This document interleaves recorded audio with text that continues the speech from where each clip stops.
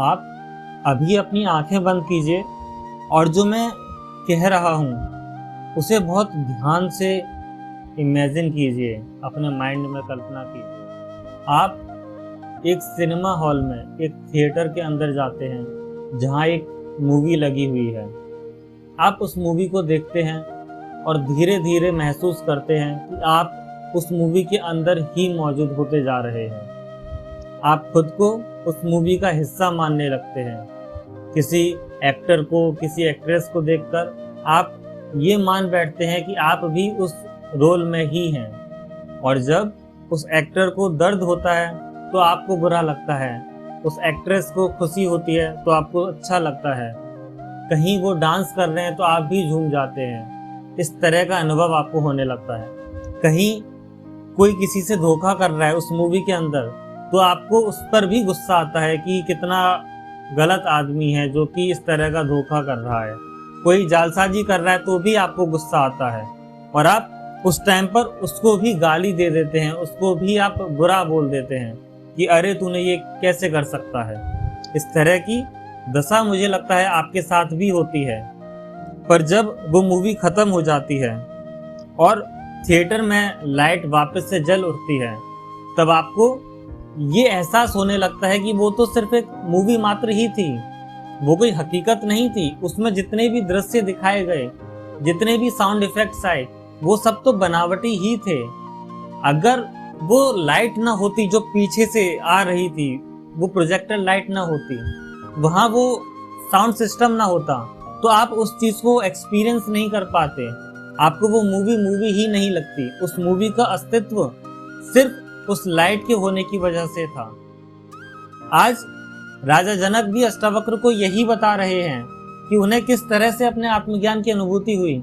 आइए अष्टावक्र गीता के चैप्टर 2 के सूत्र नंबर 2 को जानते हैं, जहां राजा जनक अपने आत्मज्ञान की अनुभूति अष्टावक्र को बताते हैं।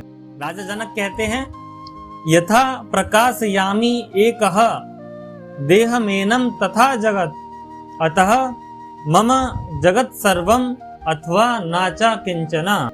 अर्थात जिस प्रकार मैं अकेला ही इस शरीर को प्रकाशित कर रहा हूँ, उसी प्रकार से इस जगत को भी प्रकाशित कर रहा हूँ। इसीलिए या तो यह सारा संसार मेरा है अथवा कुछ भी मेरा नहीं है। राजा जनक अष्टावक्र के ज्ञान को सुनकर, उनकी बातों को सुनकर खुद भी आत्मज्ञान की अनुभूति अब कर पा रहे हैं और वे कहते हैं कि मैं ये शरीर मात्र नहीं हूँ, मैं वो आत्मा हूँ जिससे कि ये शरीर प्रकाशित हो रहा है। यानी इस आत्मा के कारण ही ये शरीर जीवित है। यदि आत्मा नहीं होगी तो ये शरीर भी नहीं होगा। राजा जनक को ये ज्ञान प्राप्त हो चुका है और इसीलिए अब वो आगे और कहते हैं कि जिस तरह से मैं इस शरीर को प्रकाशित कर रहा हूँ, उसी तरह से मैं इस संसार को भी प्रकाशित कर रहा हूँ। ये समस्त संसार इसीलिए है क्योंकि मैं हूँ। अगर मैं नहीं हूँ तो ये संसार भी नहीं है। आप सोचिए, अगर आप ही मौजूद नहीं हैं तो इस संसार का अस्तित्व आपके लिए क्या रह जाता है। ये संसार आपके लिए है ही नहीं। अगर आपके अंदर ये आत्मा नहीं है, आप ये आत्मा नहीं है, तो ये संसार भी नहीं रह जाता है। आइए एक और एग्जाम्पल के साथ इसको समझते हैं। आज के टाइम में हम सभी फेसबुक चला रहे हैं, यूट्यूब चला रहे हैं, इंस्टाग्राम चला रहे हैं और वहां पर अपनी एक अलग छवि को भी दिखा रहे हैं। आप अगर इंस्टाग्राम का पेज है आपका या फिर फेसबुक पर आपका कोई प्रोफाइल है तो आप उसको देखिए। जब भी आप उसमें कोई पोस्ट डाल रहे हैं, उस पोस्ट को डालने से पहले आप कई बार देखते हैं कि इसमें कोई कमी तो नहीं रह गई, इसमें कोई गलती तो नहीं रह गई, कि सामने वाला इसे देखेगा तो उसे ये तो नहीं लगेगा कि इसने जल्दबाजी में पोस्ट डाल दिया, कहीं पोस्ट डालते में मेरे बाल बिखरे तो नहीं रह गए, मेकअप अधूरा तो नहीं रह गया, जो कपड़े पहने हैं वो कपड़े कहीं अच्छे ना लग रहे हो, ऐसा तो नहीं है। इन सब चीजों को सोच करके ही आप एक पोस्ट डालते हैं। और अगर आप वहां पर ऑनलाइन चैटिंग भी कर रहे हैं, फेसबुक पर आप अगर चैटिंग भी कर रहे हैं, तो आपके कितने दोस्त हैं आप वो भी देख रहे हैं कि आपका फेसबुक प्रोफाइल में 5000 दोस्त हैं, 4000 दोस्त हैं, वे लोग सभी ऑनलाइन हैं। आप जो पोस्ट डालते हैं वो कितने लोग उसको लाइक करते हैं, कितने लोग उस पर कमेंट करते हैं, कितने लोग उसको शेयर करते हैं।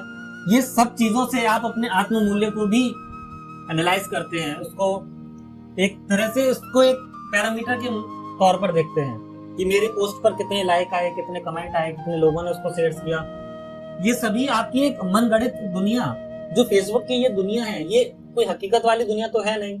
ऐसा तो है नहीं कि हकीकत में वो जो 5,000 दोस्त आपको दिखाई दे रहे हैं आपके फेसबुक पर, वो हकीकत में आपके दोस्त हों, ऐसा तो है नहीं। जब आप उस अकाउंट को ही डिलीट कर देंगे तो आपके वो जो 5,000 दोस्त हैं वो भी डिलीट हो जाएंगे। असल में तो कुछ चुनिंदा गिनती के ही लोग रह जाते हैं। फिर आप अगर दूसरा अकाउंट बना लेंगे तो वहां भी आप नंबर 1 से ही शुरू करेंगे, एक के बाद एक दोस्तों को दोबारा से ऐड करेंगे, दोबारा से जोड़ेंगे।